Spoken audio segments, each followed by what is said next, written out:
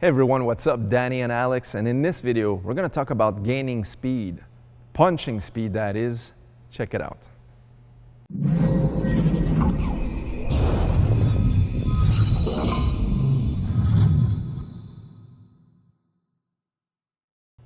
All right, so let's get cracking.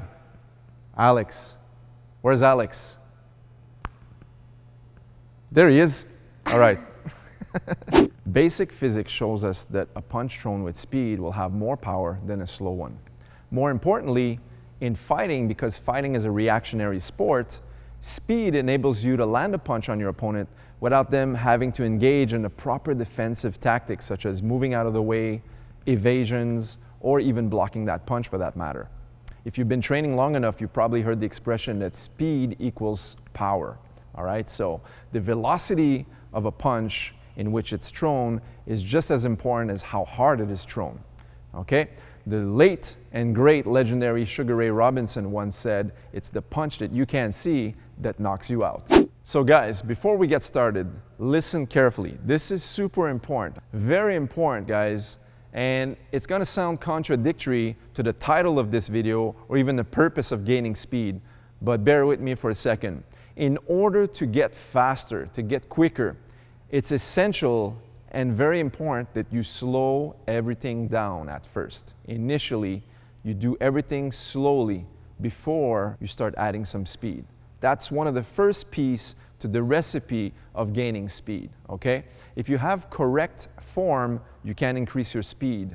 In contrast, if your form is poor and you have improper techniques, it's going to be impossible to enhance some speed. All right, so in this first segment, I want to really focus on the first strategy and maybe the second strategy. In future videos, I'm going to show you some of the tools and exercises specific to gaining speed. But this first video is going to focus on technique, which in my opinion is the first secret to gaining speed. Okay guys, let's start with 3 basic punches. Now keep in mind that all of the principles that are discussed in this video and future videos on speed training is going to be applicable to all of your fighting weapons. So for example, punching, your boxing, your elbows and knees, your kicks, as well as your wrestling and clinching, even your grappling or jiu-jitsu techniques on the ground, okay? So for the purpose of this video, we're going to keep everything basic and show 3 different punches, the jab, the cross, as well as the left hook. We're going to show you how to improve your form to enhance your speed, okay? So the first thing I like to work with my athletes, I'm going to have them have a good, correct stance. We've talked about this. We killed it in previous videos. We talked about the stance because it's so important, so essential. So feet are going to be in a good wide stance. Okay, now he's going to have his stance by having an on-guard position, hands right in front of his shoulder, and to throw the left jab, he's going to just extend the punch and return into a proper position. Now, to have good speed, you have to have good technique. We already mentioned that, right? So the good technique of a left jab is always shooting it right in front of your nose, okay? So the aim is going to be your opponent's nose or the opponent's chin. So as Alex throws that jab for a couple of repetitions, slowly, and returns back. So the recoil action is what makes that speed. You're really snapping from the elbow and returning into a proper position. So now he throws that left jab, straight out and straight back in, okay? So straight in a straight line. So the fastest distance between point A and point B is a straight line. We want to focus on that when throwing our straight punches, okay? So a couple more reps. That's his left jab. Okay, now, there's one thing I want to point out. We have what we call the Muay Thai style jab and the regular Western boxing jab. There's a slight difference between both. The Muay Thai style jab is going to have a slightly flared out elbow like this. Okay, so throw that jab. See how the elbow flares out sideways. And the reason why is we generate a little bit more power. We stress that power with the shoulder. Now the boxing jab is going to be more of a flicking jab with the elbow staying in tight underneath that punch. So throw that inside punch. That's it. And there's less rotation with the 2 first knuckles. Regardless, the principle of throwing that jab with speed remains the same and the correct form must be applied. That's essential, all right? So a few more repetitions on that left jab, always in a straight line and coming back. Now I want to show you guys something from this angle. If I put my hand here and Alex doesn't move anything else but just throwing his jab out, watch how he just barely touches the hand, barely touching.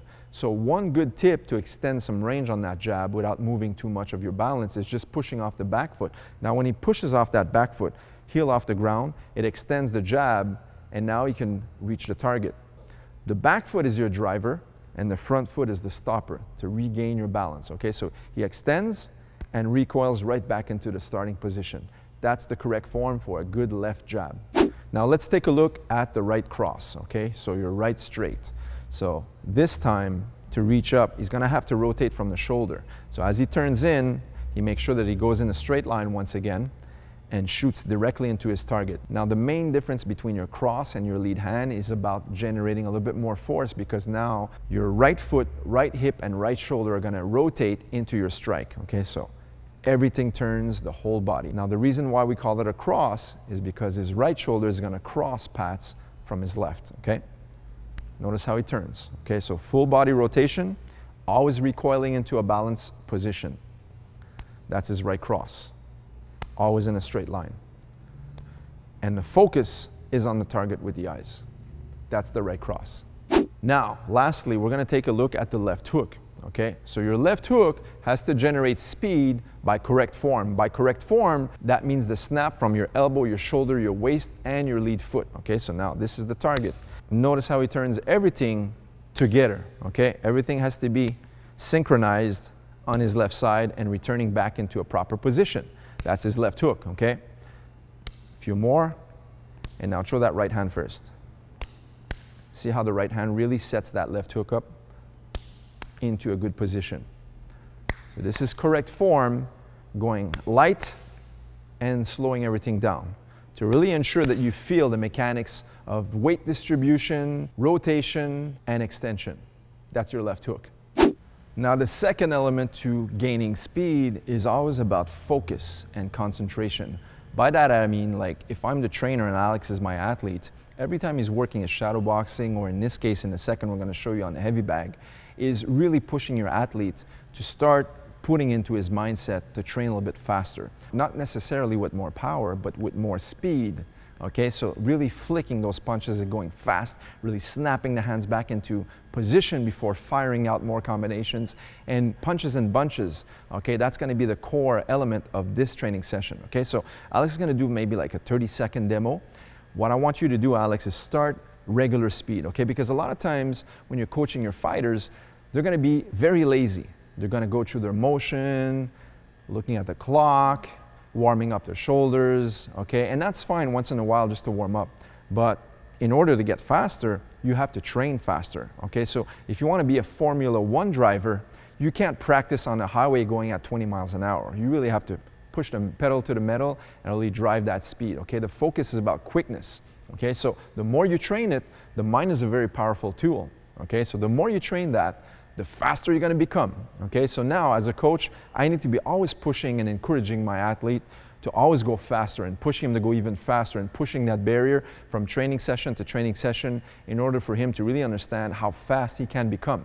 Okay, so we want to train those fast twitch muscle fibers and really get that explosive pop and snapping action in every strike. Okay, so Alex, you're going to start on the heavy bag. And let's start off in a medium pace, okay? So go here from this angle, facing the camera a little bit. Now go, start punching the heavy bag. We're gonna get some close-up action here on Alex, just going medium speed. Even slow things down, just work it at that warm-up type pace, okay? And notice how Alex is just going through some boxing motions here on the heavy bag. Okay, now we're gonna amp it up, so a little bit faster. Keep that pop. Snap your punches back into position. Exactly. Okay, now we're gonna go a little bit faster even. That's it, punches and bunches. There you go, faster now. Faster, young man. Faster, faster, faster.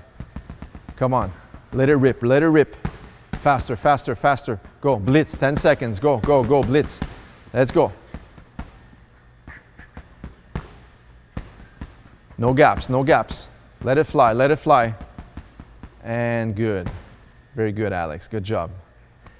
All right, guys, that's just a quick demo, but this is how you want to push your athletes. Of course, no one can go all out, full speed for 3 minutes or 5 minutes. What we like to do is usually just interval thing during the round. So for example, bell rings, 3-minute countdown, and then every so and so, maybe 15 to 20-second interval, we're gonna do a burst. And then come back to a regular pace, movement, a little bit of head movement, defensive action on the heavy bag, mimicking sparring against an opponent, and then going back to that interval speed training, okay? So it's very important to always focus on relaxing your hands, not staying very tight or tense, always staying loose. Imagine your hands are like elastics, okay? They're always returning back like an elastic. Every time you extend that punch, it snaps back into an elastic type of position, okay? So this is our first video on speed training. Make sure to subscribe to the channel because we're gonna be making a part 2 and maybe even part 3 on some of the exercise secrets we use to get really explosive on that speed. Alex, are you ready to train some speed? Yes, I am. You can never have enough speed. I agree. Let's do it.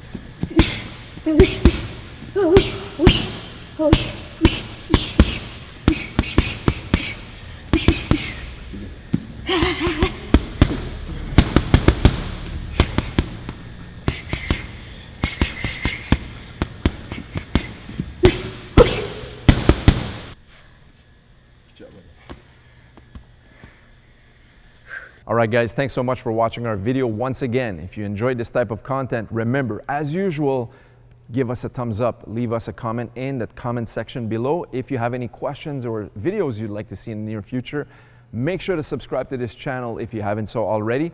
Make sure to train hard, train smart, train fast. We'll see you guys in the next video. Take care.